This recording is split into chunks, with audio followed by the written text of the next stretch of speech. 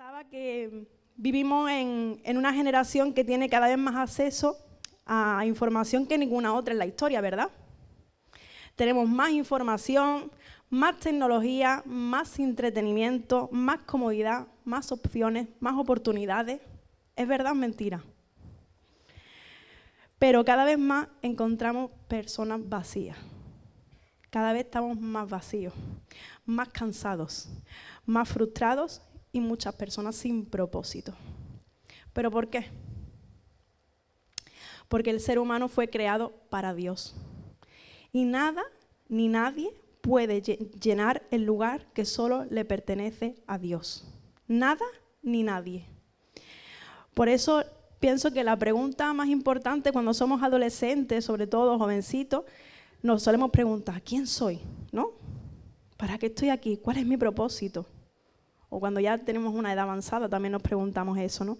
¿Qué quiero hacer con mi vida? Pero la pregunta más importante debería de ser, ¿quién es Jesucristo? Porque dependiendo de la respuesta que le demos o dependiendo de quién sea Jesús para ti, lo cambia todo. ¿Por qué digo esto? Porque si pensamos que Jesús simplemente fue un hombre bueno, pues podemos admirarlo, podemos decir, ¡ay, qué bonitas enseñanzas!, ¿no? Si creemos que fue simplemente pues, un maestro, también podemos aprender muchas cosas de Jesús, ¿verdad? Si solamente fuera un profeta, podríamos escucharlo, cumplir lo que dice, porque mira, obedeciendo lo que dice, pues trae beneficio para nuestra vida también, ¿no?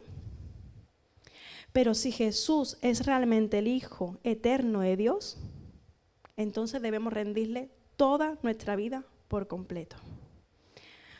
Porque la gran afirmación del cristianismo es que Jesucristo es suficiente, Jesucristo basta, no hay que añadirle nada más. No porque Jesús sea una ayuda para nuestra vida, no porque complete nuestra vida, no porque mejore nuestra vida, ¿no? Muchas veces nos haga buenas personas o mejores personas, sino porque Él es la vida. Jesús es la vida. Dice Juan 11:25. Les dijo Jesús, yo soy la resurrección y la vida. El que cree en mí, aunque esté muerto, vivirá. Eso lo dice un maestro, un profeta, un sabio. Solo Dios puede decir eso. Jesús no es uno más. Juan 1:15 también dice, vamos a leer el texto después. Juan, o sea, Juan el Bautista, dio testimonio de él a voz en cuello, o sea, gritando ahí con la vena así, como cuando mi niño grita, esa vena que le salía, pues voz en cuello proclamó, este es aquel de quien yo decía, el que viene después de mí es superior a mí, porque él existía antes que yo. ¿Qué quiere decir esto? Si Juan era mayor que Jesús, Juan era mayor que Jesús aproximadamente ¿cuántos meses? 6 meses. Humanamente, hablando de esto, ¿no? Jesús vino después. Pero Juan dice, existía antes que yo. ¿Por qué? Porque Jesús no empezó en Belén. Belén fue el lugar donde Él se encarnó. El Hijo existía desde la eternidad. Jesús no es una criatura, no es creado, no es un hombre que llegó a ser Dios, no es un profeta más. Es el Verbo encarnado, el Verbo eterno, el Hijo eterno del Padre, el Creador hecho hombre, el Dios invisible hecho visible. Y esta verdad tiene que cambiar completamente la forma en la que vemos el Evangelio. Porque el Evangelio, hermanos, no se trata de lo que nosotros hacemos por Dios, sino se trata de lo que Dios hizo por cada uno de nosotros. Vamos a ver el bautismo de Jesús, que se encuentra en Mateo 3, del 13 al 17. Mateo 3, del 13 al 17, no sale la presentación, por si lo queréis buscar en vuestras Biblias, porque no sé si Google me lo va a poder proyectar. Mateo 3, del 13 al 17, en la Nueva Traducción Viviente.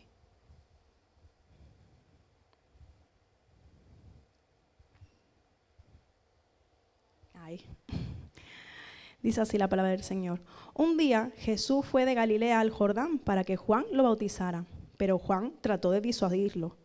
Yo soy el que necesita ser bautizado por ti, ¿y tú vienes a mí?, objetó. Hagámoslo como te digo, pues nos conviene cumplir con lo que es justo, contestó Jesús. Entonces Juan consintió.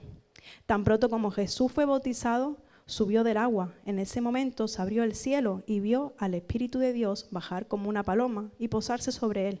Y una voz del cielo decía: Este es mi Hijo amado y estoy muy complacido con él. A primera vista parece un poco raro este texto, ¿no? ¿Por qué creéis que Jesús se bautizó? Para dar testimonio, para dar ejemplo. ¿Qué más?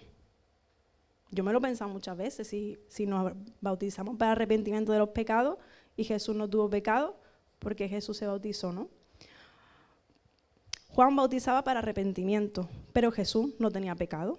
Entonces, ¿por qué lo hace? Jesús vino para identificarse con aquellos a quien vino a salvar. No vino como un Dios lejano a observarnos desde lejos, ¿no? Sino no vino a juzgarnos desde una distancia segura, vino a ponerse en nuestro lugar. Entonces Él vino a cargar nuestra culpa, vino a caminar nuestro camino y vino a convertirse en el Cordero de Dios.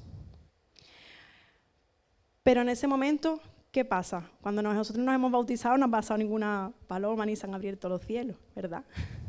Algo sobrenatural pasa. Al bautizarle, Juan estaba declarando a todos que allí estaba aquel a quien habían estado esperando, al Hijo de Dios, aquel a quien habían predicho que bautizaría con Espíritu Santo y con fuego. En Mateo 3:11 dice Juan: yo los bautizo a ustedes con agua como señal de su arrepentimiento, pero el que viene después de mí es más poderoso que yo y ni siquiera merezco llevarle las sandalias. Él los bautizará con el Espíritu Santo y con fuego. Un dato importante, esto me parece súper importante. Juan pertenecía a la tribu de Leví y era descendiente directo de Aarón. Lucas especifica que ambos padres de Juan pertenecían a la línea sacerdotal arónica. Uno de los deberes de los sacerdotes en el Antiguo Testamento era presentar los sacrificios ante el Señor. El bautismo de Jesús por Juan el Bautista podía considerarse una presentación sacerdotal de sacrificio supremo. Las palabras de Juan al día siguiente del bautismo tienen ese carácter sacerdotal. En Juan 1:29, he aquí el Cordero de Dios que quita el pecado del mundo. Está todo conectado. El bautismo de Jesús mostró también que se identificaba con los pecadores. Su bautismo simboliza el bautismo de los pecadores en la justicia de Cristo. Cuando nos bautizamos, morimos en Él y somos resucitados libres del pecado y capaces de caminar una nueva vida en Cristo. Su justicia perfecta cumpliría todos los requisitos de la ley para los pecadores que nunca podrían hacerlo por sí mismos. Cuando Juan dudó en bautizar al Hijo de Dios sin pecado, Jesús respondió que era conveniente cumplir toda justicia. Luego pasaremos al PowerPoint, ¿vale? Lo esencial del bautismo público es que dejó constancia a todas las generaciones de la encarnación perfecta de Dios, Trino. El testimonio directo desde el cielo de la complacencia del Padre con el Hijo y la descendencia del Espíritu Santo sobre Jesús. Es una imagen de la Trinidad de Dios. El Espíritu desciende, el Padre habla y por unos segundos la Biblia nos permite mostrarnos algo que es precioso, ¿no? Vemos al Padre, vemos al Hijo y vemos al Espíritu Santo. No son tres dioses, es uno solo en tres personas. La Trinidad es complicada, pero no es una doctrina solo para estudiosos o para teólogos. Es la historia de nuestra salvación, hermanos. Y recapitulando, pensando, el Padre planeó la salvación, el Hijo la ejecutó y el Espíritu Santo la aplica. Toda nuestra redención nace del corazón trino de Dios. Ha sido un poco denso, pero... El problema más grande del ser humano, ¿cuál es? Las deudas. Bueno, teníamos una... El problema más grande del ser humano no es económico, no es político, no es la salud mental, no es lo social. ¿Qué es? El espiritual. Es espiritual, ¿por qué? Porque queremos ocupar el lugar de Dios. Desde Génesis 3 siempre ha sido la misma tentación. ¿Qué le dijo la serpiente? Seréis como Dios. Nos gusta controlar. ¿A quién no le gusta llevar control? Nos gusta controlar, nos gusta decidir, nos gusta tener razón. A mí me encanta. ¿A que sí? Nos gusta tener razón. Nos gusta ser el centro. Nos gusta que nos reconozcan. Nos gusta que nos aplaudan. Eso no es malo en su esencia, pero por eso nos cuesta tanto seguir a Cristo. Porque seguir a Cristo implica bajarnos del trono.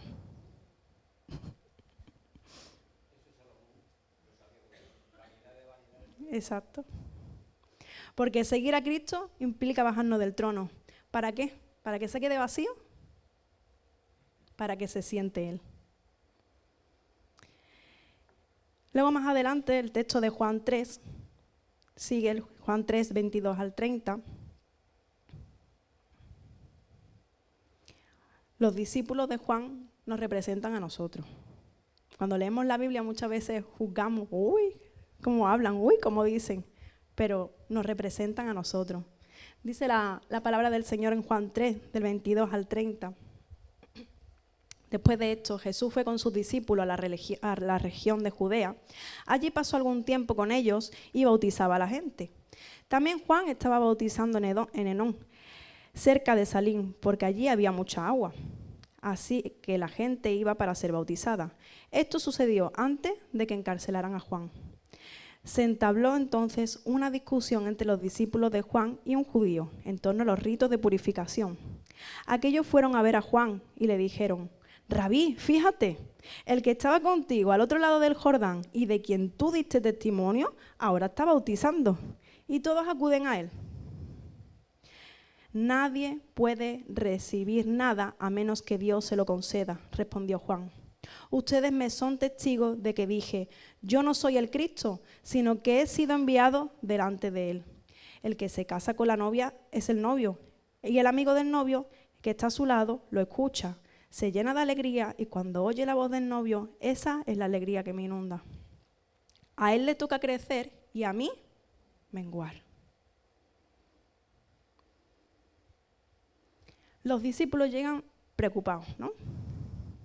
Todos van detrás de Jesús. ¿Y qué estaban diciendo realmente? Estamos perdiendo el protagonismo. Estamos perdiendo influencia. ¿Quién es este? ¿Tú de quién eres? Como diría en mi tierra. Estamos perdiendo importancia. Pero seamos sinceros, a nosotros nos pasa igual. Nosotros reaccionamos igual. Nos alegra que Cristo crezca. Pero siempre que nosotros sigamos creciendo también. Nos gusta servir, pero queremos reconocimiento, por lo menos que me den las gracias. Nos gusta dar, pero que se note. Y que también nos den las gracias. Nos gusta obedecer, pero queremos llevar control. Los discípulos todavía no habían entendido quién era Jesús.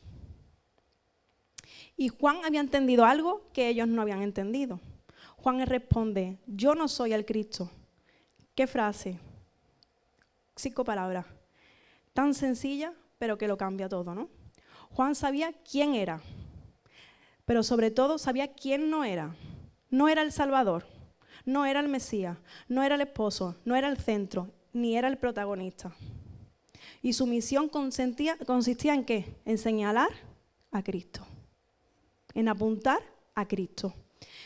Y la vida cristiana madura comienza cuando dejamos de intentar ocupar lugares que solo le pertenecen a Dios. La vida cristiana madura comienza cuando dejamos de intentar ocupar lugares que solo le pertenecen a Dios. Y esa frase para mí resume el Evangelio. A Él le toca crecer y a mí menguar. No dice, los dos podemos crecer, cada uno que haga lo que quiera. Porque Cristo no vino para ser parte de nuestra vida, como un complemento. Vino para ser el Señor de nuestra vida.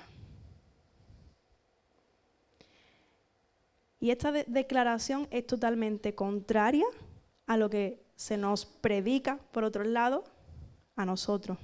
Se nos dice, priorízate. Tú vales mucho. No estoy diciendo que sea malo, pero priorízate. Sigue tu corazón por encima de todo. Tú eres el centro de tu propia verdad. Eres el dueño de tu destino. ¿No lo había escuchado?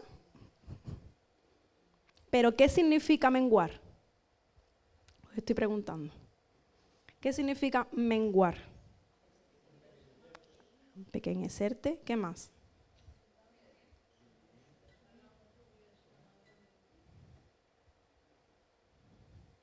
Menguar significa morir al orgullo, morir al ego, morir a la autosuficiencia, morir a la necesidad de control, morir a la necesidad de tener siempre la razón, morir a la vieja naturaleza. Eso es menguar. No porque el Señor quiera hacernos pequeños por destruirnos, sino porque quiere transformarnos de dentro hacia afuera. Y hermanos, no hay nada mejor que llenar nuestra vida de Cristo. Cuando Cristo crece, ¿qué pasa en una persona?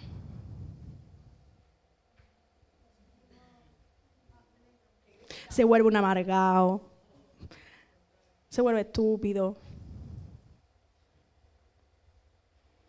Cuando Cristo crece en una persona, ocurre algo súper especial.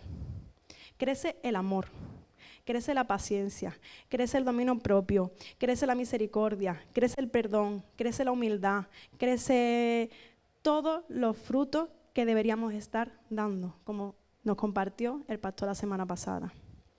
Y esos frutos vienen a través ¿de qué? Del Espíritu Santo, son los frutos del Espíritu. Cuando Cristo crece en una iglesia, la iglesia deja de buscar reconocimiento, deja de buscar prestigio, o sea, la iglesia no es local, sino nosotros. Deja de buscar poder y comienza a reflejar a Jesús.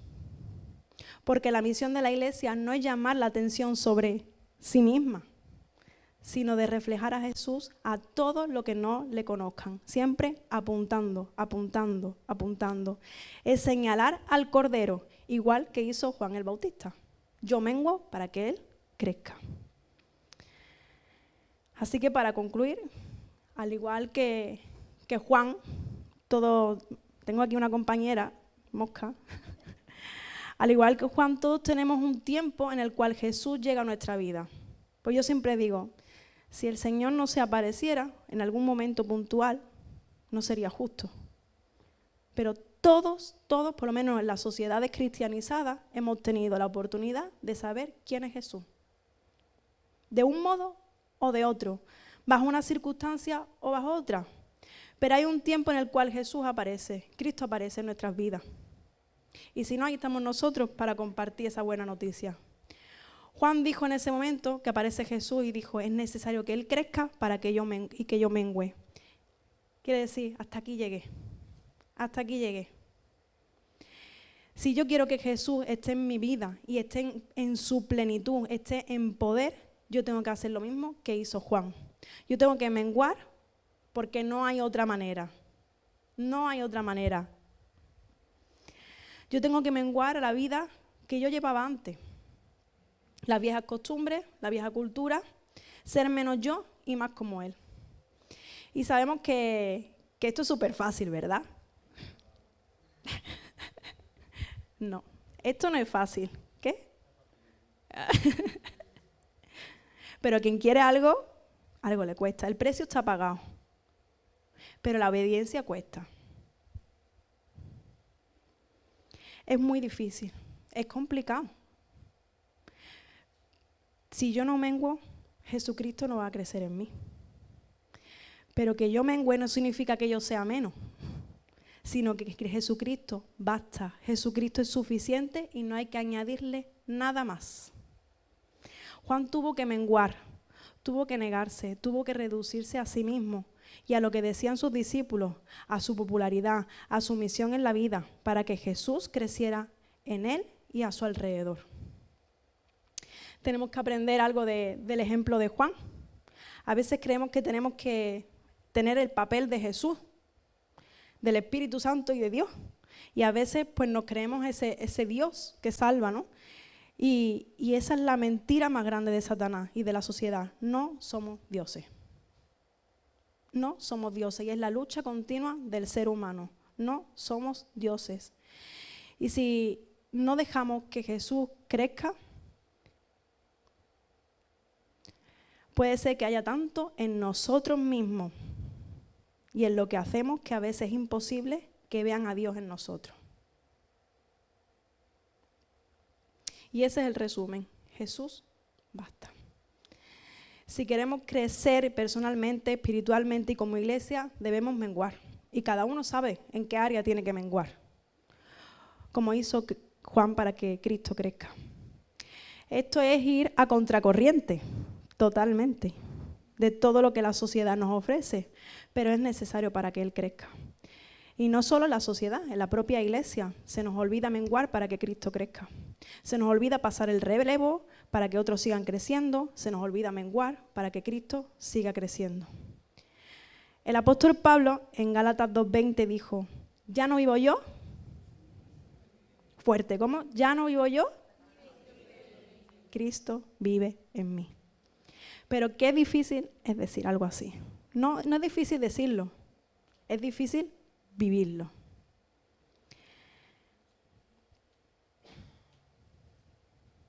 Ya no vivo yo ya muero a lo que soy para llenarme de Cristo, de su Espíritu Santo, cuando constantemente se nos dice lo importante que somos. Reconozco que esto no es fácil, que es una tarea difícil, pero no es imposible, porque no va por nuestras propias fuerzas, sino a mí me cuesta todos los días, es un proceso, me sale mi carne más de las veces que me gustaría que saliera, pero es necesario que yo mengüe para que Él crezca. Y me lo intento recordar todos los días, es uno de mis versículos preferidos. Cuando Jesús, a través de los creyentes, crece, se vuelve mayor el amor en el mundo, crece el amor, crece la paz, crece la bondad, crece la misericordia. Y esos frutos son de los que se nos habló el domingo pasado. Cuando empezamos a caminar en el Señor, nosotros podemos vivir esas palabras de Juan en nuestra propia vida. Cuando le cedemos el total control a Jesús, cuando le decimos, hasta aquí controlé mi vida, ahora te toca a ti, lo he intentado durante 20, 30, 40 años y no ha funcionado, ahora hazlo tú.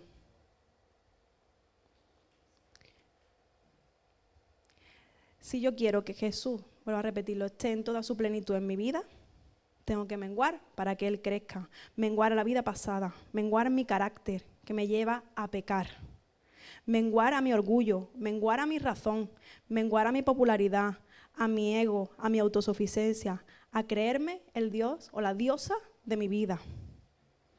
Ya no más mis deseos, sino los de Él. Ya no más mis pensamientos, sino los de Él. Ya no más a mis planes, sino a los de Él, que son mejores y que son perfectos. Porque la voluntad de Dios es buena, agradable y perfecta. No es fácil para nuestro ego. Es lo más difícil, es el pecado más difícil de controlar. Pero Jesucristo basta. Jesucristo va a tomar el lugar que yo le dé. Si queremos crecer personalmente, es tiempo de cambiar, de tomar decisiones. Crecer como iglesia, como novia de Cristo. Debemos menguar como Juan hizo para que Cristo crezca.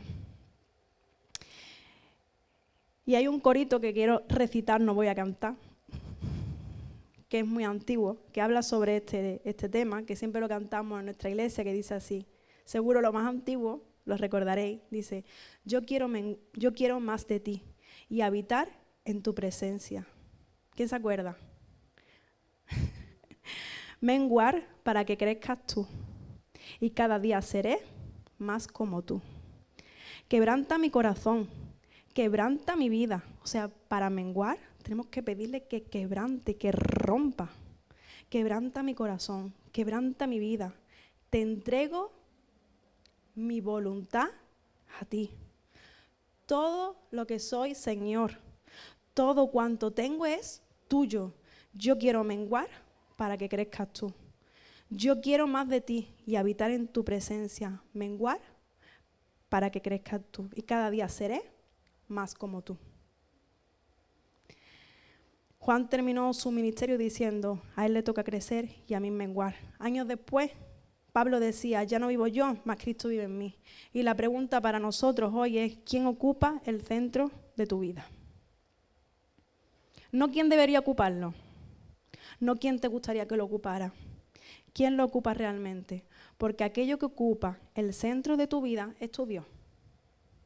Puede ser el dinero, puede ser el trabajo, puede ser el ministerio, puede ser una persona, puede ser incluso tú mismo, pero solo Cristo se merece ese lugar, porque el Padre declaró, este es mi Hijo amado, porque el Espíritu descendió sobre él, porque murió por nuestros pecados, porque resucitó al tercer día, porque reina para siempre, porque fuera de él no hay salvación y porque él volverá. Amén.